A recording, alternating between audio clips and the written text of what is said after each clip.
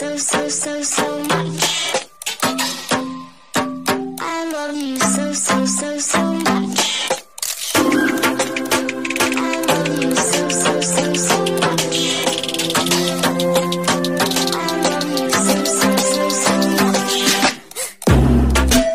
Hello, all you positive heads out there. Thanks for tuning your beautiful brainwaves into another episode of the Positive Head Podcast, where we are firmly convinced that creating success and happiness is rooted in understanding the ultimate nature of reality and the fact that as human beings, we are all immensely powerful fractals of the one and only source consciousness, which creates and animates all things. Now, of course, understanding this powerful truth is one thing. Applying this incredibly empowering wisdom to everyday life? Well, that's another, which is exactly why we provide you with a fresh serving of soul food for thought 5 days a week to help constantly remind you of what matters most. You are it. And I'm your host, Brandon Beecham. I'm the reflection and extension of you who will be here each Wednesday interviewing a different consciousness changemaker. And on the other 4 weekdays, leading the way to ensure that your perspective is consistently expanded, your vibration is constantly elevated, and your heart is overflowing and full.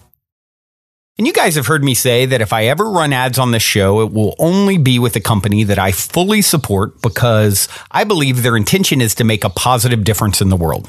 Well, I'm pleased to announce that day has arrived and that this episode of the Positive Head Podcast is being brought to you thanks to the support of Gaia. If you're not familiar, Gaia is the go-to source for streaming consciousness content online.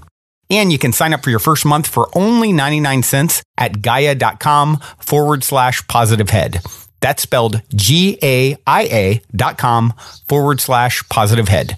Check it out. All right, all you positive heads, on this week's Powwow episode, I'm very excited to have Stewart Pearce here with me on the show. Stewart is an author, voice alchemist, and angel whisperer who has empowered and mentored some of the world's most gifted people. Super excited to have you here with me, Stewart. Welcome to the show, my friend. Thank you. If I may interrupt just briefly and say that the way that it all started is that I was an actor who then became a voice coach. So I'm a master of voice. That's where the famous people come in. They don't come in through voice alchemy. The voice alchemy is the fact that having practiced as a voice coach since 1980 and 1987 during the harmonic convergence, I experienced a divine transmission where in the heart chakra of the world, known as Glastonbury Tor, 12 angels came and spoke with me, so to speak. And they gave me the Temple of Sound Healing, which is called the Alchemy of Voice. And that's why you have the term voice alchemist. So an angel whisperer. But it actually started chronologically in that order. So my home is actually in the entertainment industry. But as you can hear, I've sort of extrapolated. I've expanded beyond that, largely as a result of being sought out to write books and to talk about the things that interest me most, which is the interface between soul and our 3D experience. So just so that we have that. Yeah, wonderful. Well, you jumped right into what I was going to ask next, which was, give us a little bit of background if you could, and maybe if there's anything more that you'd like to share in regards to your story, because it's such a unique life path that you have ended up on. So, first off, you said in, what was it? Did you say 87 that you all of a sudden had this interaction with these angelic entities? Is that was the beginning of going from acting and voice coach to angel whisperer? Well, no. I mean, what happened was that as you I think tuned into, I had a troubled childhood because I've always had the ability to see spirit. And as a small child, I talked about what I saw because I thought everybody was seeing what I saw. And I soon discovered that that other people were not seeing what I was seeing. And, this was all post-war because I'm of a certain age, so it's in the early 50s. And then what happened was that, if a child was, preternatural or tuning into the supernatural world, they were thought to be mad or they thought to be crazy. At the same time, I had really difficult challenges at school because I was synesthetic. So in other words, I saw sound, and it was very difficult to formulate a contained vision of the way that I saw sound to enable me to read. So effectively, I didn't start reading until I was about 13, 14. Wow. Well, that's difficult for teachers, because if they branded me as being educationally subnormal. They branded me as being stupid, purely and simply because I had alternative abilities. And today, of course, we're being much more considerate about people who are autistic or synesthetic or who have ADHD or whatever the manifestation is, and we refer to them as being alternative abilities. So I guess that's the way that I was. But I've always had a stabilizing influence in my life, and that's sound and this voice that I have. So, for example, when I started to read in my early adolescence, I heard people saying, "There's something about your voice. There's something about your voice." And I became, I suppose, socially more adroit, and as I moved through puberty and late adolescence, and people kept on saying, "Oh, there's something about your voice. Have you ever thought of becoming an actor?" Now, up to that point, I've never received any approval. So I thought, wow, maybe acting is the way. And guess what? I was good at it. So I took part in high school plays, and people said, "Oh my God, you're such an actor. You must become an actor." So guess what? I became an actor. And so through the early through the 70s, I worked as an actor. Which brought me here to the United States. So I was working on Broadway as an actor. All the way through this, the whole of my psychic operation was completely dulled because, after all, people didn't really want to hear what I was saying. But then I started having a series of out-of-body experiences where I began to see the preternatural world or the multidimensional universe. And then in 79, I was about to move from New York City to Los Angeles because I'd gained a successful casting to make a movie. And as I was moving, the telephone rang, and it was my brother's voice saying, "What are you doing?" And I said, "Well, you know what I'm doing. I'm moving from New York to make this movie." And he said, "Are you sitting down? You need to know Mum's got terminal cancer, and she's got 3 months to live. What are you going to do?" So in a moment, I went, movie, Mum, movie. Well, of course, I took the compassionate route, and I let the movie go, even though I was in breach of contract, went back to the United Kingdom and nursed her for a year, which was an immensely mystical experience while she died, and then she died.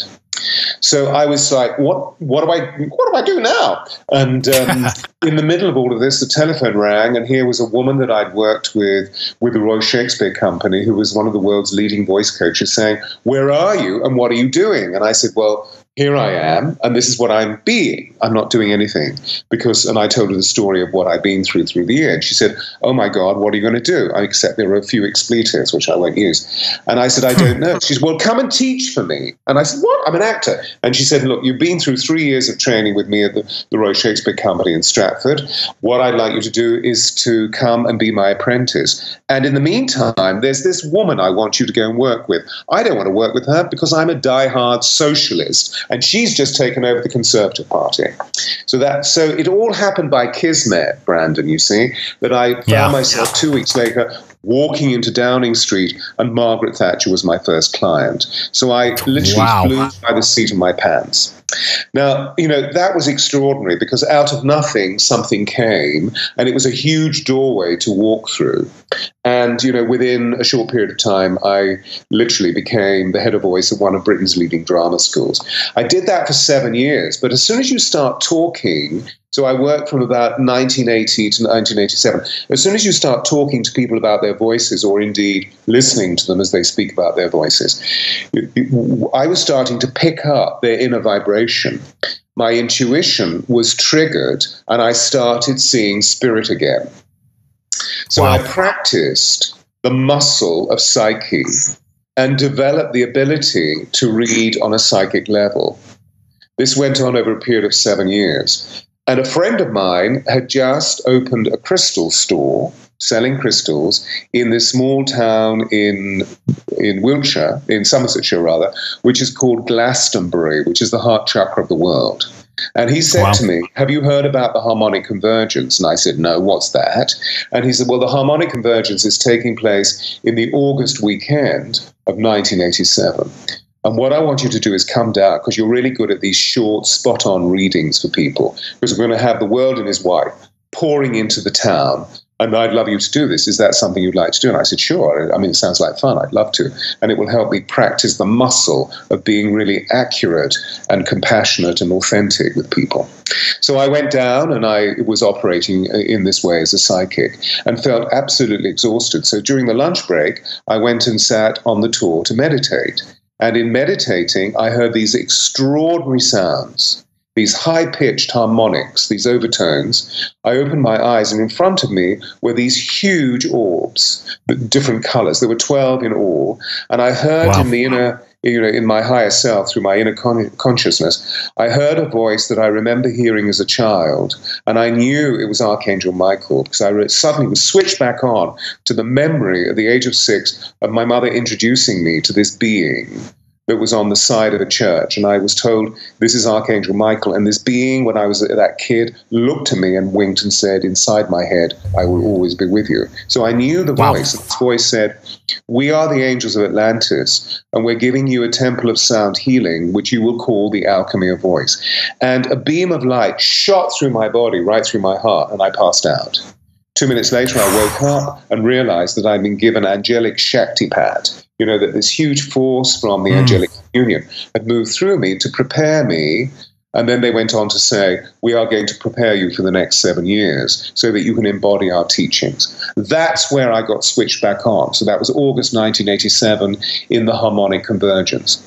And for any of the listeners who are thinking, well, what on earth was that?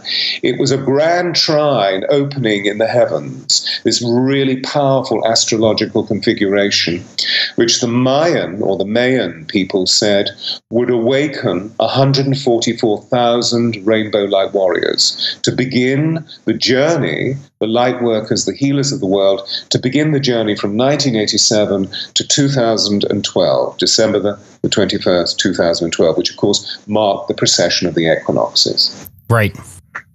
So that's how it happened. It's very organic, isn't it? It just, I tumbled into these things. I mean, it's a really, really boring life path that you've taken here.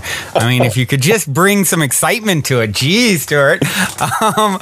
So that is absolutely fascinating. So what I'd like to do is just obviously you've talked about the Alchemy of Voice, and that ended up being the book that embodied these 7 years of teachings. Is that correct? Well, I mean, it's not just the 7 years. Or is it? It's the Alchemy of Voice is what the angels gave me. So if you like, it's all of the stimuli that I've received. I'm now 66, so, whatever. It's all of that.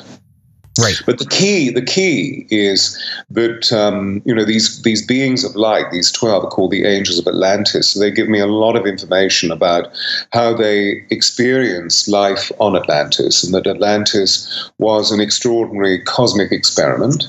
We're living one now, I believe, but it's of a very different form. What's chief about the Atlantean experiment was that we were living full 12 helix DNA, whereas at the moment we're only living a double helix DNA. But as we both know, that we have within our bodies 64 codons of DNA, but only 12 are active. So the Alchemy of Voice is to principally give us an understanding that we each have a note. That sound is at the core of creation, and that we each have a note. And most people have completely, what I refer to as, they've unremembered this. They haven't forgotten it, because when I teach this around the world, people go, oh yeah, that's right. Because we know about the Big Bang. It wasn't the big silence 13.9 billion years ago. It was a Big Bang that created the universe and the galaxy in the way that we know it. We also know that the very first thing that we do, if we're able to do it, as we shoot out of our mother's birth canals, and often we're encouraged by being slapped, is to breathe in and go, yeah! There's this wonderful roar of life. And then we go on talking. It's just, what is the quality of that? And to give you a quick reference, that most people are not in their node. I mean, I would suggest that right now I'm sitting in my node, just as you are, because organically, you know how to sit in your note, which is why you're drawn to the transmission of information through sound. And what I've done over the years is to become aware of it, because it's helped me find my power, it's helped me find my sovereignty, it's helped me transmute the negative into positive, because, as I was saying earlier, life as a child was not very easy. And as a result of this, we feel a level of harmony, we feel a level of our personal power, we feel a quality of our sovereignty. But where most people sit is right here. Okay, now, what I've done is to, move into the cerebral resonance. If I, just close the back of my tongue, I go into that sort of thing that you hear a lot in the United States of America, where, all I'm doing is producing a sound. I'm going to stop doing it right now. Where all I do is produce a sound around my head. And you can hear that is not really in the note of, the central fugue or point of harmony that is in our bodies. And the interesting thing is that all our ancient civilizations knew this, because they all knew and they lived and they practiced and they embodied the sound as at the core of creation. So if we go back, for example, into the Roman and the Greek civilization, which the history books say are the origins of Western civilization, of course we know that Atlantis and Egypt and Sumeria and Mesopotamia came way before that, and that's not even including that all those other extended civilizations that appeared in the Middle East and in the Far East, or indeed, in the southern zone, in the southern hemisphere. But the most important thing about sound is that, for example, in Rome, it was taught that if we found persona, you found your note, and persona, which is the root of the word personality, of course, which sums up the essence of somebody, literally means per, through, sona, sound. So when we're talking about somebody's personality, we're really talking about their sound, except we're seeing the sound as being an amalgam of the whole force of that individual. And so they practice physically, emotionally, mentally, and spiritually through the different levels of our bodies, the earth, water, air, and fire, to find their note. And they stabilized it through three very particular sensations or ways of being. One was gravitas, or gravity. So it means, if you're relaxed, your voice has a body sound. You touch into your feeling sensations. Therefore, we choose to speak truth, and they call this veritas. And verity means speaking truth. Therefore, we resonate integritas, or integrity, which for them meant that the integers of the body, the physical, emotional, mental, and spiritual, or if you like, the earth, water, air, and fire, would become integrated within the body. And as a result of that, we resonate integrity. And this is how they live their lives. Isn't that amazing? Yeah, and completely amazing. And, it's funny, as you were very, of course, joking, but I laughed a lot at your imitation of people, because that we all know that voice that is sort of the drone voice that everyone's taken on. Absolutely. I did a workshop here in LA on Saturday, and I had several young ladies who, they were really like this the whole time.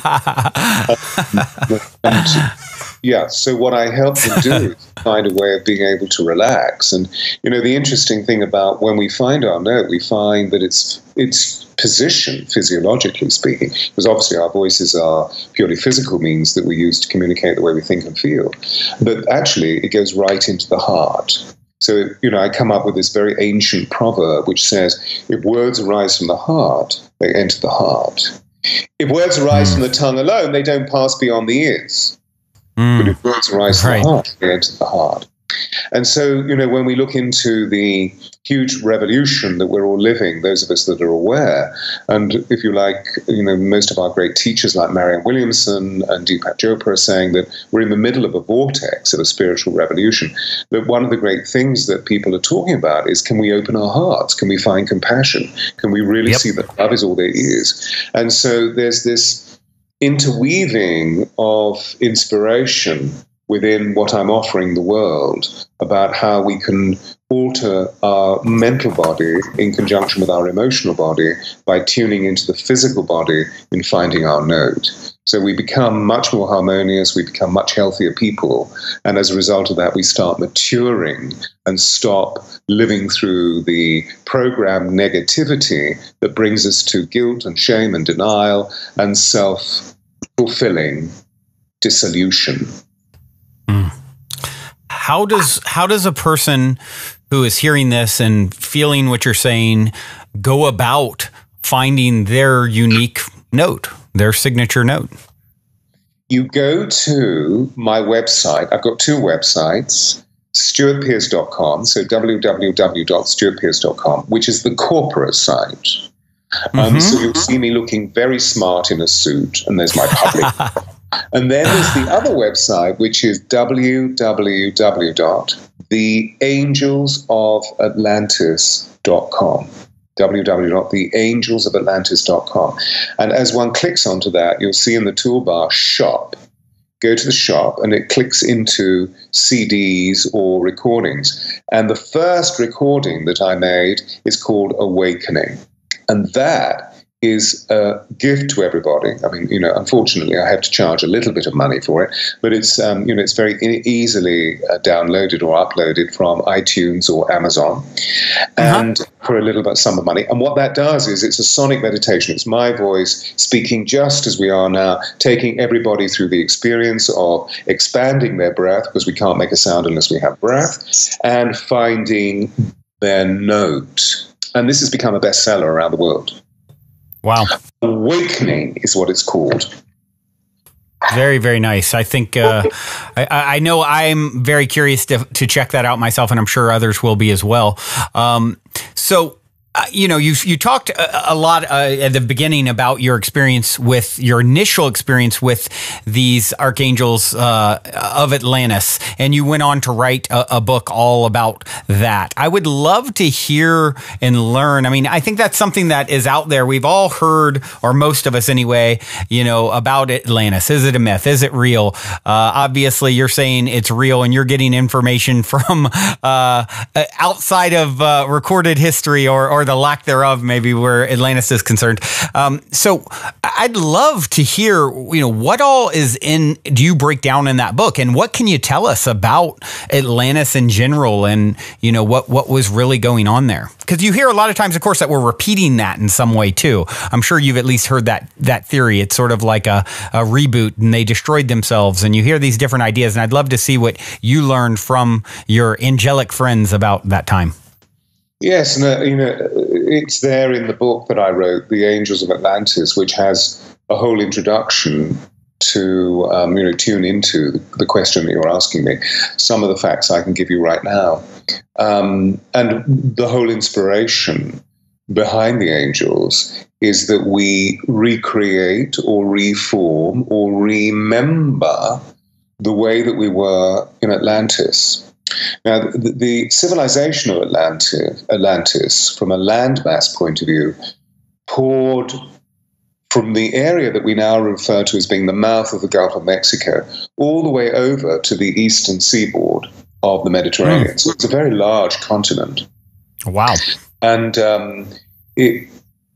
through the teaching that I've received from these 12 extraordinary beings of light, some of whom, by the way, are very familiar. We know Michael, we know Raphael, we know Uriel, and we know Gabriel. And then there are other angels called Metatron and Shamael and Uriel, I mentioned. Who else is there? Zadkiel, Safkiel. The interesting thing is that the 12 each have a very specific job. And in Atlantis, they not overshadowed, but they overlighted 12 communions that were made up, they were like townships that were made up of 144,000 people. The geometry and the numerology are very significant because each of these forms, numerology or geometry, etc., they each have vibration. And what the Atlanteans were trying to do through the experiment that we're also living, which is bringing spirit into matter. They were living through the 12 helix DNA. And so they had very open powers to do with telekinesis, to do with very advanced levitational processes, psychic. So they were actually able to stabilize a very new bioculture to the degree where for 1,000 years, in the middle of the civilization's chronology, from approximately 250,000 BC to the end times, which were somewhere around 15 to 10,000 BC. In the middle of that period, for 1,000 years, the extraordinary priest wizards and priestess witches were able to manifest an energy band around the continent that stabilized very complex meteorological processes so that we lived a paradise. And I believe that that was the origin of the idea of the Garden of Eden. Wow. I mean, there's so much I could say about Atlantis, but the most important thing to recognize is that they were actually living a 12 helix DNA. So they had superpowers. They could levitate themselves. They could travel very easily through thought. They could astrally travel into the cosmos because they all knew which planet they had come from, that planet Earth was a colonization of many different planets. And just as we're waking today to the fact that the galaxy is teeming with life, the angels teach me that we're one of 24 civilizations living within our galaxy.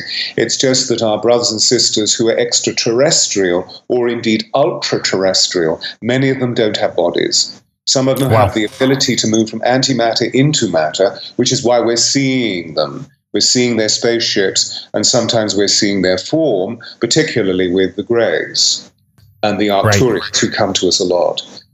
So that, that begins a huge avenue of activity in relation to extraterrestrial consciousness. So they were very alive to the nature of the way that cosmology functions, which is something that we're slowly waking up to today and realizing that, as Einstein said, is the universe, is the galaxy friendly? And of course it is. We love to point a finger at the Biru and say that there are evil extraterrestrials who are going to take us over. I feel that there's a seed of the Anunnaki. The Anunnaki, exactly. There's a seed of truth in that. But I feel that it's escalated by the mentality of the conspiracy theorists, who are, on the whole, very interesting people. But, the thing that I don't necessarily condone is that most of them are very, very angry. And they're angry the death of our current civilization, because obviously the patriarchal civilization that we've lived for 2,500 years is going through its death throes. Yeah. And, so that begins another debate about the whole substance of conspiracy theorists. What I'm trying to do is to live love and to live empathy and to live compassion. And I often don't see that.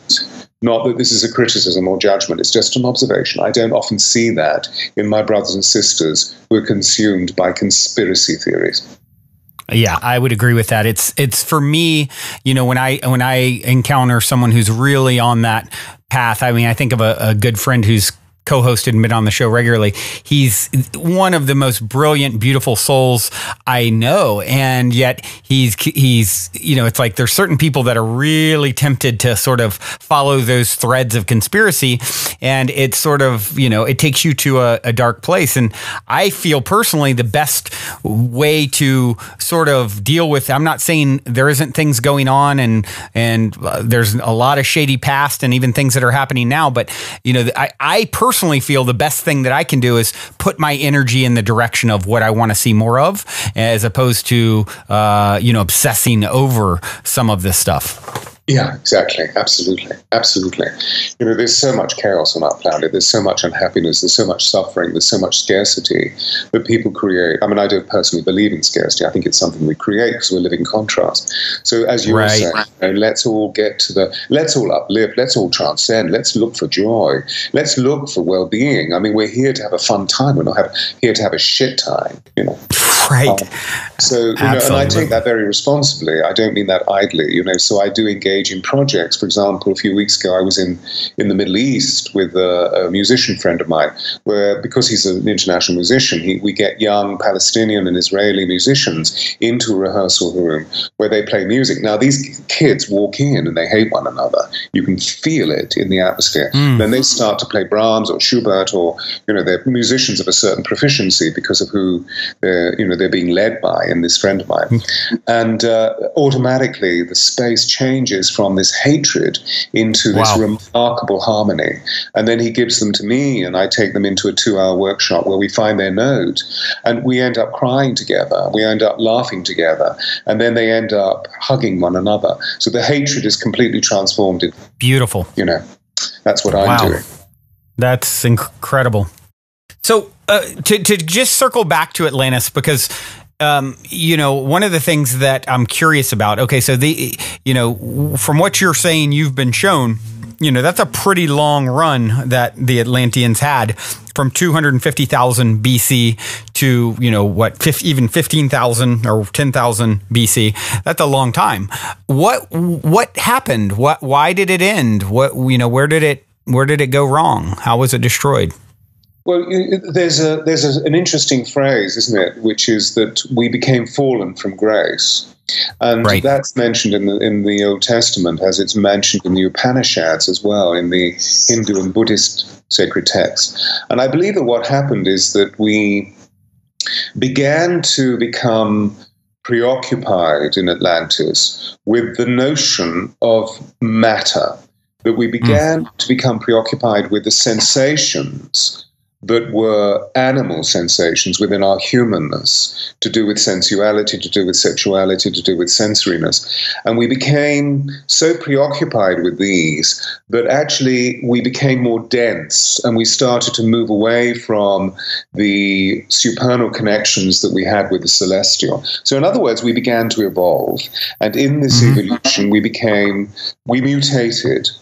And at the same time, there was a high degree of intellectual capability about these people, and particularly in relation to electrocrystology. So they used crystals to charge energy. The whole of Atlantis was,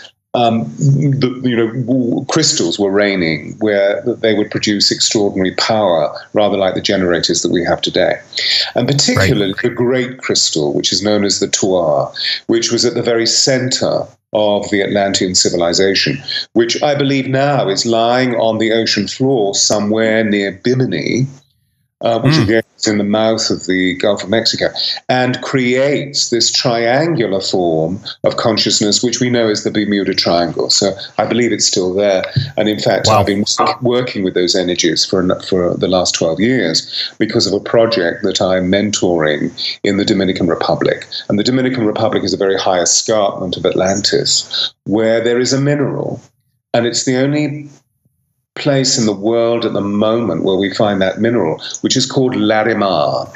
And Larimar is a blue-green stone that Edgar Cayce, the sleeping prophet, said would be found in the 1970s, and it was the Atlantis stone. And so, indeed, his prophecy came true. A native man, one of the Taino, was there with his daughter in the high hills of the island, because it's a very remarkable island in the Caribbean. It has a lake below sea level and then a very high mountainous range. And there he was with his child, minding their own business, communing with nature, being father and daughter. And she kicked against a stone, and they found this blue-green stone. And, he washed it, and it just has this iridescent quality about it. So he called it Larimar, and the reason being that his daughter's name was Larissa, and Ma means of the sea. So her pet name was Lari. So he called it Larimar, the stone from the sea. And running retreats, which I will do the first 10 days of August on the Dominican Republic. So if anybody's interested, just go to the retreat page of the Angels of Atlantis.com, and you'll see the web flyer. And we work through a series of rituals that are recreations of the way that we lived in Atlantis using Larimar. However, so the great crystal is still there. Now, back to Atlantis. I believe that the priest wizards, these extraordinary scientists, that their ego became more and more intensified, and they started to misuse their power. And so they created a fusion of electrocrystallology that actually somehow connected with sonar, because sound is at the core of creation, and they found a way of being able to fuse this to split the atom. And so they created nuclear fusion. Now, if you bring these constituent parts in, unlike the atomic bomb that we have, which is already very powerful in the most devastating ways we saw with Nagasaki and Hiroshima, but if you introduce these other features, it brings about a cataclysmic, explosive energy. And they used it. And I believe that one of the experiments literally moved beyond bounds, and they produced an energy which marked the cataclysm of Atlantis. I also believe that the civilization's chronology was coming to a close, and that, we see with the Gaia, we see with Mother Earth, that she closes things down and then begins anew, that nothing is nothing is permanent. Everything is constantly evolving. It's just that we humans like to fix things and make them permanent. Right. And there is no such thing as permanency. Right. We're from the source, and the source is an infinitely unfolding creative possibility full of love and joy. And so what this project is all about, this experiment, is bringing love and joy from spirit into our bodies, because we're spiritual beings having a human experience. Right. Do you believe then, as part of that, never-ending evolution and the cyclical nature of reality, do you believe that we are now entering into the early phase of the next version of Atlantis? Unquestionably. And I feel that it will be, I've spoken to some major wisdom keepers around the world. I mean, one of them was Hunbat's man, who was the keeper of the crystal skulls, the 12 crystal skulls. In fact, there are 13, but he was the keeper of the 12, and the Benson Hedges skull is one of them. And he gave me a lot of information about this new era that we're moving into, which is the recreation of the Rainbow Light Bridge between Atlantis and Lemuria. Wow. So it's a new world order. And I'm fascinated by that because of the extraordinary fortune that I had in being asked to work with a woman that we know as Diana, Princess of Wales, who was one of the most extraordinary human beings that I've ever met. And I think we would all say there was something very remarkable about her. I mean, this was the most photographed woman on our planet. And yet her life was very short, and she passed at the age of 36 in this treacherous way. So, was she murdered? Yes, she was murdered. And, and I'm so fascinated by her, because this young chick, who was obviously very maladroit, she was very clumsy and disempowered, became the people's princess, and then became the queen of everybody's hearts. And then she was taken from us. And yet when she was taken from us, something really unusual happened that set a precedent on our planet, because over 6.5 billion people felt the wave of that Shakti when she died. Our hearts were all beaten into shape, so to speak, by love. And so we wept. And I believe, although she was killed, that it was part of her soul's contract to go at that time. There's a lot of information there that I've been given, either by her over the last few years, or indeed through some of the esoteric traditions that I've touched into, to understand more about the place where she died. And, I'll seed one idea, which is that during Roman times, the place where she died was the Temple of Diana. Oh, wow. So there's an entire significance there. However, they're just interesting facts. So there's a portal there between heaven and between earth and heaven, and there are lots and lots of other things that I've written about with this book that's going to come out. When is this? And this is Diana, the Voice of Change, the book you're talking about. Yeah. When does this come out?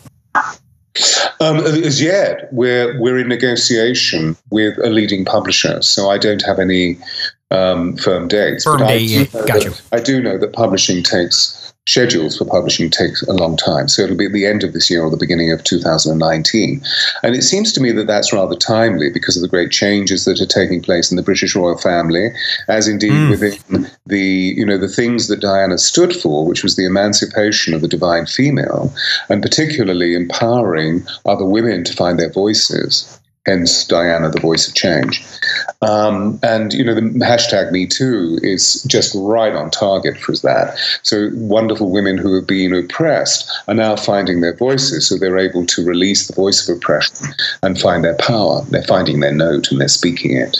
So it feels that eventually, I mean, this is very, very prophetic, and I haven't necessarily written this into this book, but I'll wait and see what the publishers can advise, because it's very prophetic. I mean, it's quite a way out there. But my firm belief is that in 50, maybe even 60 years' time, the new world order will have as principal deity Diana. Wow. That's quite a fascinating prediction. So that she sort of looked at like a Mother Mary kind of figure. Yes. Is that what you're suggesting? She's an evocation of the divine feminine. And so because she lived in the way that she lived in recent times, I believe that now she's in the pantheon of the divine feminine. So Mary is there, Magdalene is there, Kuan Yin is there, Sophia is there, Isis is there, Portia is there. These very, very powerful archetypal goddesses that are evocations of the divine feminine, that Diana is there with them, and that they're speaking to her as a vessel that will be able to communicate to us through people like me, I don't know, as a vessel, that there is a way of being able to bring love into people's lives through touch, through compassion, through empathy, rather than through the awful mechanisms that some people use to manipulate people into ignominy, Right. Well, now seems like a good moment to take a quick minute to tell those of you who aren't familiar a bit about our sponsor, Gaia. I've been a big fan of Gaia for many years now, which is why they're the only content provider I've ever reached out to in regards to potentially supporting this podcast. So needless to say, I'm very excited they're now supporting the show. Gaia truly is my personal go-to source for streaming consciousness content on the web. They have an incredible 7,000 plus exclusive videos covering 5,000 years of wisdom. Just to give you an example, on the show Missing Links, the incredible researcher Greg Braden explores all the biggest questions concerning who we are, where we come from, where we're going, by connecting the missing links between science and spirituality to complete our understanding of humanity's history and to better understand the interconnectedness of all things. Awesome, right? And that's just one example. As you guys constantly hear me say, it's a daily conscious effort to maintain an elevated vibration.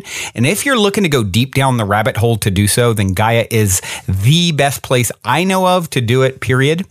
And you can sign up for your first month for only 99 cents at gaia.com/positivehead. That's spelled GAIA.com/positivehead.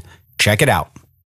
This is fascinating, and there's we're on a little bit of a time crunch today, so there are a couple other things that I really want to hear you speak on. And so to switch gears a little bit, one of that of course being your forthcoming book, but your most recent book is Angels and the Keys to Paradise, and that actually ties in like ancient Egypt and ascension codes and helping people to understand how to use is sigils. Is it sigils? You pronounce sigils or sigils? Yes. Sigils, yeah, sigils. Classical pronunciation is sigil, yeah.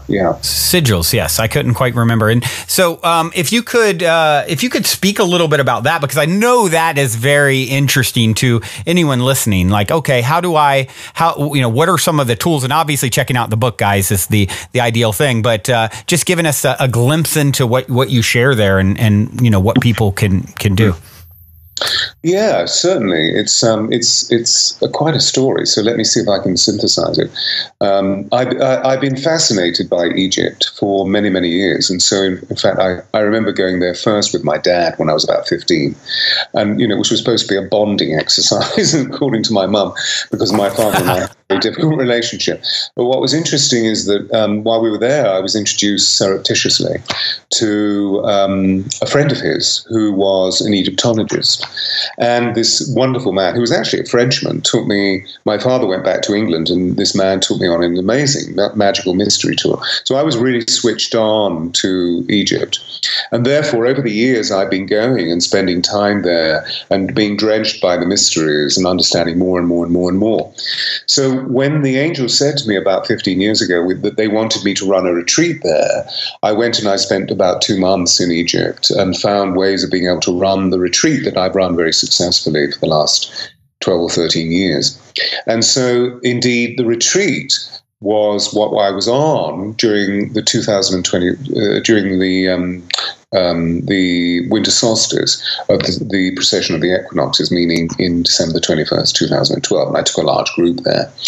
But I went through a series of mystical, as many of us did, I went through a series of mystical experiences, which, to cut a long story short, led me, with my Egyptologist guide, who's a very, very dear friend of mine, Ashraf Amin, led us to a tomb that is completely off the beaten track in the Valley of the Kings. In fact, it's not even in the Valley of the Kings. It's in a valley that is beside the Valley of the Kings, which is called the Valley of the Monkeys, or the Valley of the Baboons. And right at the end of this valley is a tomb, amazing tomb, completely by itself. And it's the tomb of a man called I, the high priest I, who was the high priest of Akhenaten and Tutankhamun and Nefertiti. So, I mean, there's a whole story there. But anyway, so I go to this tomb, and I go through a series of mystical experiences while I'm in the tomb. So when I return, this is in December of 2012, when I return in April 2013 with the next group, I want to go and do a sonic ritual in this tomb.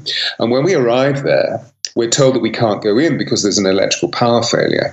And I thought, well, bullshit, I'm going to go in anyway, even though you have to climb down 55 meters deep into the womb of the earth. I thought this is going to be fun, like Indiana Jones, and I'm sure somebody has a torch on them or something. Well, what was interesting is that this young guard stepped forward, this young Egyptian stepped forward, and he spoke English. And he had the most extraordinary eyes. And he said, I'll take you down. And he held up a candle. So I said, okay, you take us down. So we're climbing down into the bowels of the earth with this one candle. So it was very Indiana Jones. And when we got to the base, we surrounded this sarcophagus and I started a sonic ritual. And he joined in with us when I thought, wow, this is interesting, because here's a good Islamic boy chanting the Om. And he had the most amazing voice. And part of the experience of this initial ritual is to use sound to lift through the chakras. So we move from the base and we go up and up and up and up and up and up and up. So we're producing this very high frequency sound. And he's joining in with this, but he's doing something else. He's sort of singing an Islamic lamentation. It's absolutely amazing. But it gets bigger and bigger and bigger in volume. And I'm thinking, wait a minute, there's something unusual going on here. I'm keeping him out of the corner of my eye. And then suddenly he screams this blood-curdling scream. The candle drops to the floor, so we're in pitch black. My people are freaking out, and I'm thinking, oh my God. I get on the wow. And I'm looking for the candle. Unfortunately, my hand finds it, and I light it. By this time, he's become quiet, and I hold up the candle and ask everybody to calm down, look over to where he was, and there's an old man standing there. What? There's an old man. He's transmogrified into an old man. And immediately, the eyes of this man open and look at me, and I know this is I. This is the high priest who died 3,500 years ago. And this being walked towards me and placed a hand on my third eye and a hand on my heart and used this incantation. It was really unusual. It doesn't sound like modern-day Arabic. I believe it was a very ancient Egyptian Atlantean tongue.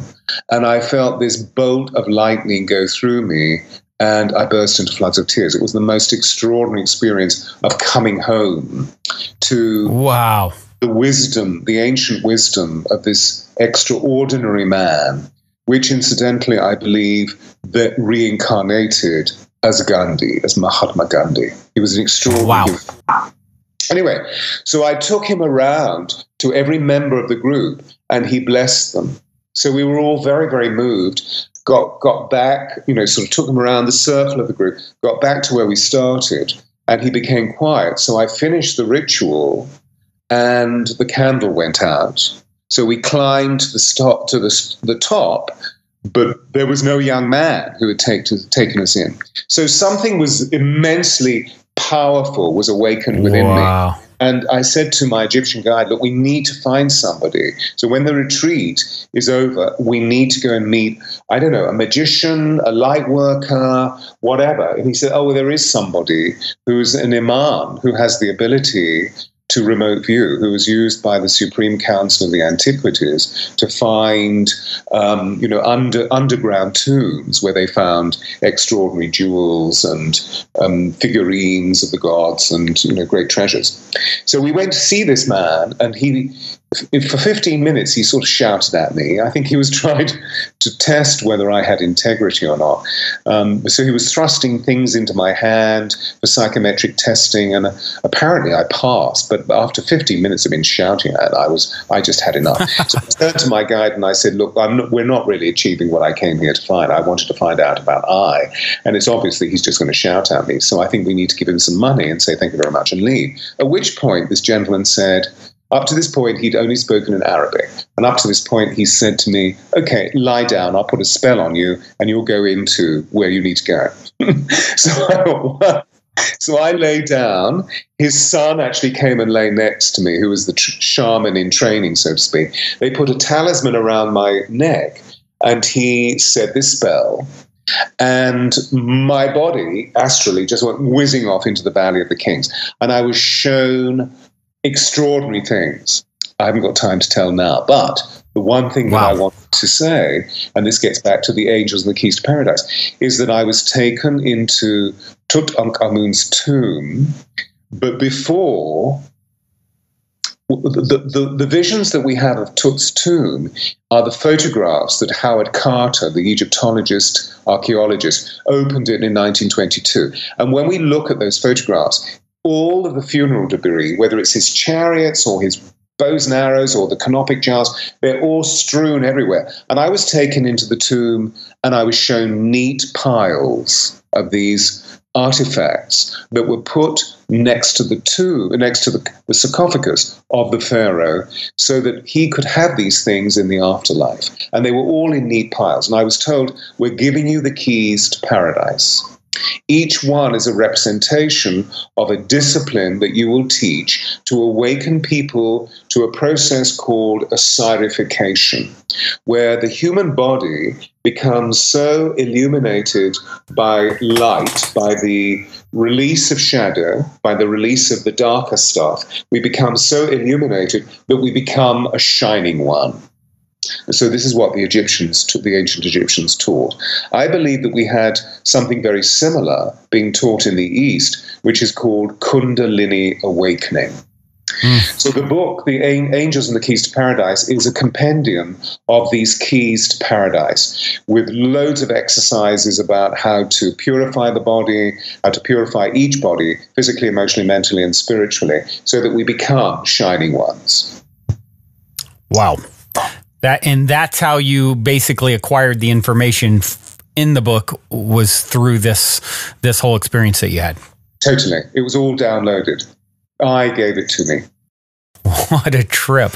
That's quite the experience you've had there, and wow, Stuart, this has been so fascinating. And I know we're running short on time here. Is there any other bit of information or story that you'd feel compelled to share?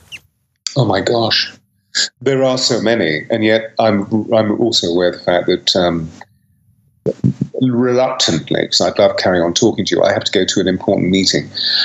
So what could I say? I always ask a story of synchronicity or serendipity or a positive paranormal story. You've definitely checked that box. So I don't know that I need to circle to that, but even when we were talking, I thought it was something that I had on my list here if we had time to get to.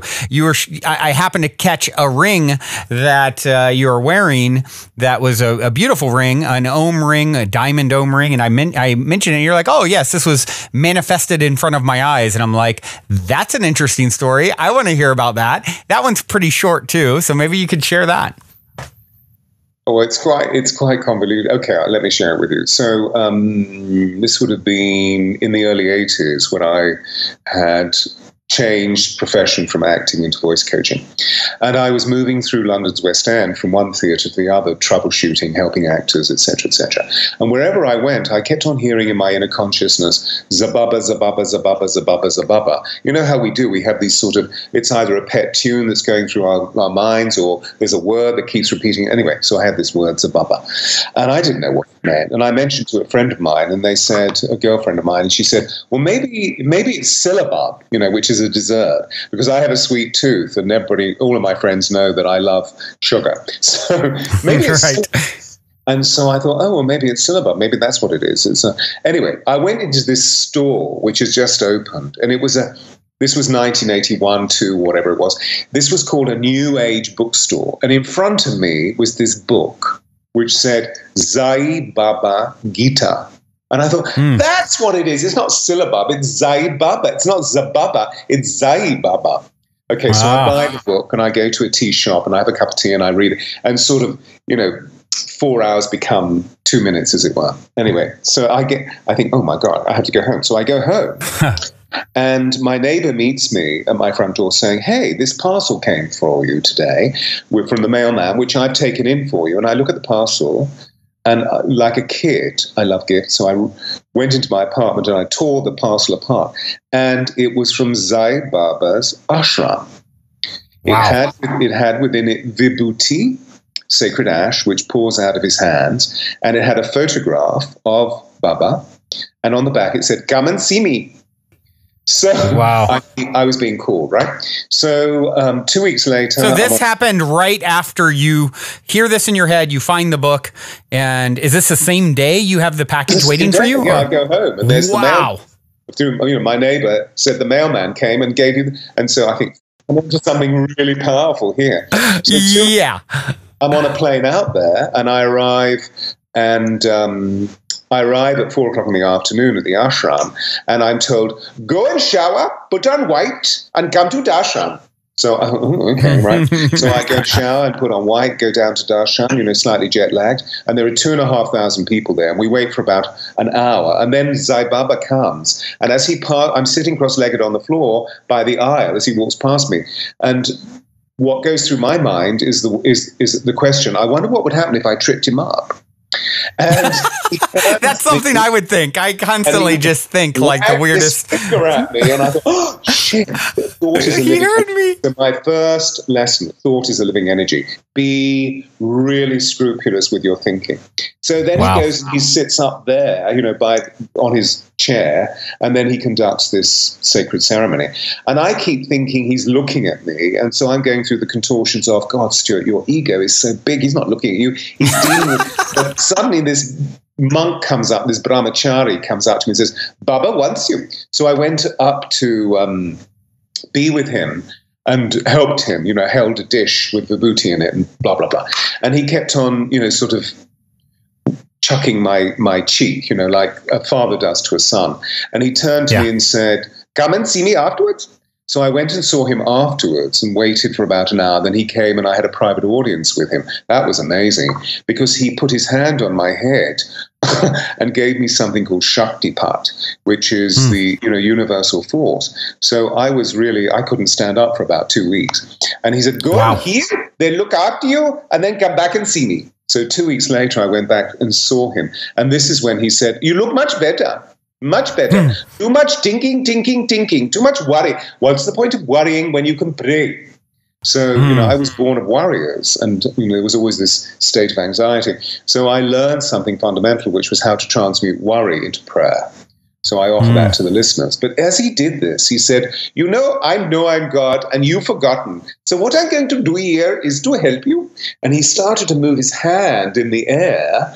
And I thought, what's he doing? Is he waving in the air? And then suddenly he stopped this and he said, here. And he gave me a ring. And the ring is the ring that we were talking about. So it came from nowhere. These avatar are very powerful. To tie it in with Atlantis, they have powers of telekinesis. So I saw him walk on water. I saw him bring out of his hands jewels. Wow. And they're magicians in the way that the ancient magi were. They're able to bring matter out of antimatter to indicate to us that there is more in this world, Horatio, than you dreamed of in your philosophy. Stop fixating the material. So, and there, I'm going to have to rush off. Yeah, well, that is, what a packed episode. What a packed experience of so much information, so many cool stories. I am a sucker for amazing stories, and you, my friend, are full of them. So thank you for taking the time to come on and share. And I certainly encourage everyone to connect with you and check out all your work. And what is the best way for people to connect, Stuart? Just through the website? Yeah, through the website, or just, send me an email, Stewart@theangelsofatlantis.com. Brandon, it's been wonderful. Thank you very much for inviting me. I've had an absolute ball, and we must do it again when the next book comes out. I would absolutely love that. I would like to ask you one last 60-second question or less. What is the meaning of life? What is the meaning of life, according to Stewart Pearce? The meaning of life is to fully embody spirit. And feeling is the language of the soul. Feeling is the language of the spirit, not thinking. So it's, what are you feeling? If you're not feeling good, then let's find some ways of being able to transmute the negative into positive, because we are predestined to live lives of absolute joy and absolute love. So beautifully and eloquently stated. Thank you, Stuart. Again, you are a gift, and it's been quite the joy to connect with you today. Bless you, Brandon. Namaste. Namaste to all, Namaste. To you, to all our listeners. Till next time. Ciao. Well, everyone, that concludes this week's interview episode. If you have enjoyed this positive download from our hearts and minds to yours, please take a minute, give us a rating or review on iTunes. Since iTunes is the holy grail of all things podcasting, your good reviews help us to reach more listeners. Also, we would be extremely appreciative if you would tell your friends and family about the show. Our sincere intent with the Positive Head podcast is to spread positivity to the world because we're selfish, quite honestly. I say that jokingly, but really only halfway joking. I'm referring to the good kind of selfish based on the knowing that we all get what we give in this life, because when we give, we're actually always giving to extensions of self, since we're all really one in the same consciousness, just in different bodies. So if you want to be a good selfish along with us by helping to spread the positivity, by all means, please proceed to shout about the Positive Head podcast from your rooftop. Otherwise, as you continue on your fabulous journey in this 3D reality, be sure to remember this. As long as you ain't dead, you're already positive ahead. Journey well, everyone, and thank you for being.